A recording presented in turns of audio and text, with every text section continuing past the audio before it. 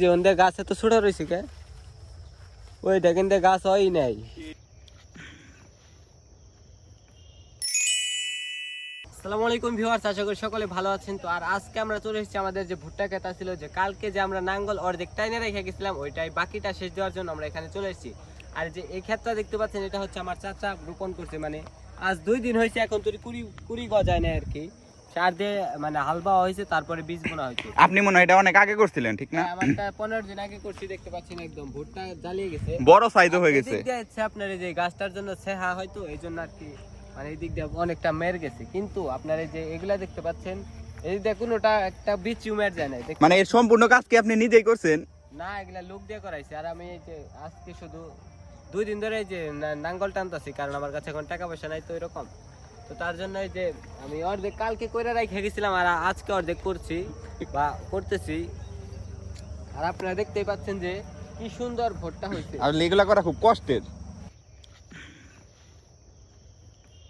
আর নাঙ্গল টানা খুব একটা সহজ কাম না, কারণ এই প্রত্যেকটা মাটি এই যে টাইনা আনার নাকি, আর খেতে যে ঘাস গাছালি হয় এগুলা হচ্ছে আপনার উঠে দেওয়ার জন্য এই নাঙ্গল টানা। এটা কৃষক কি জানে নাঙ্গল টানা যে কতটা কষ্টের।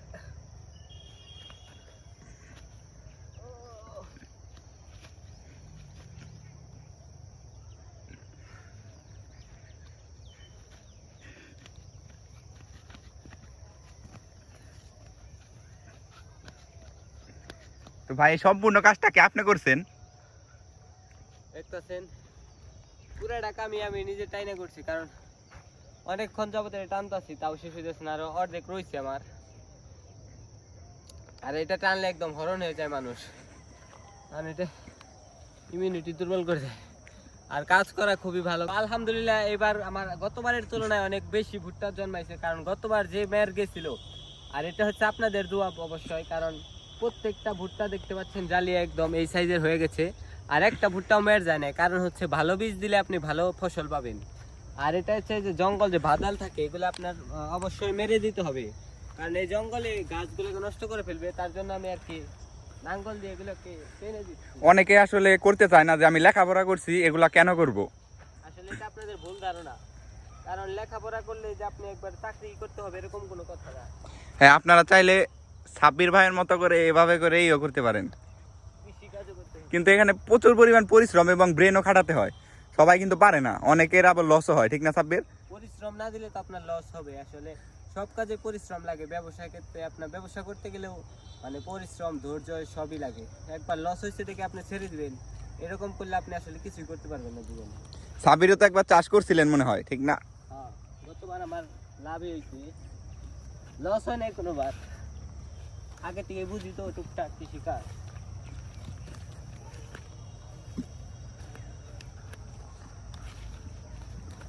আর আপনার ভুট্টা খেতে যখনই দেখবেন যে গাছের পাতা হলুদ এবং কুশির সংখ্যা কমে যেতেছে, তো তখন মনে করবেন যে এটা হচ্ছে সালফারের সমস্যা এবং সালফারের ঘাটতি আছে। আর এই সালফার দেওয়ার জন্য আপনি যে কোনো কীটনাশকের দোকানে গিয়ে সালফার সারটা চাইলে ওইটা আপনাকে দিয়ে দিবে। আর ওইটা দিলেই হচ্ছে গাছের যে গঠন ওটা অনেক মজবুত হয়। আর আমাদের লাঙ্গল টানাটানির শেষে আমরা যে আগের ভুট্টা ক্ষেতটাই আমরা যে বুনছিলাম, ওইটা আমরা এখন যাব। আর সাইমন আসছে আমাদের সাথে। তো এদিকে ওই যে আমাদের ভুট্টা ক্ষেত দেখতে পাচ্ছেন, আর আমরা হচ্ছে এদিক দিয়ে।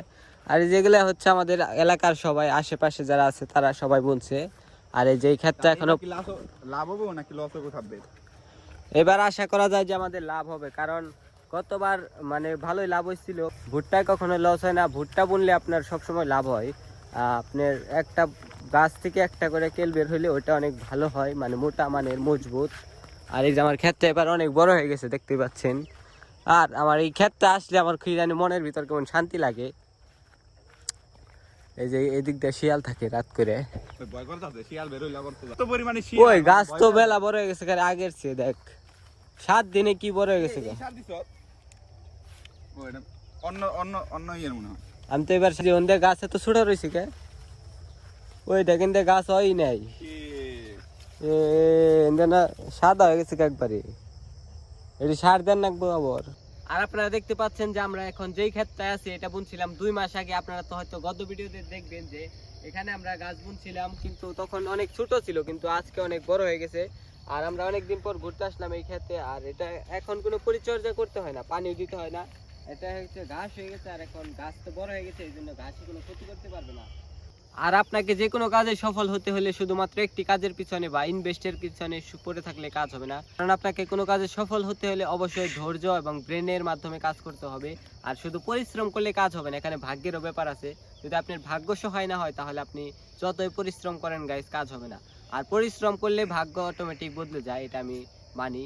আর আজ পরিশ্রমের ফল এটা আমার। বন্ধুরা সবাই ভালো থাকবেন, সুস্থ থাকবেন এবং দেখা হবে পরবর্তী ভিডিওতে।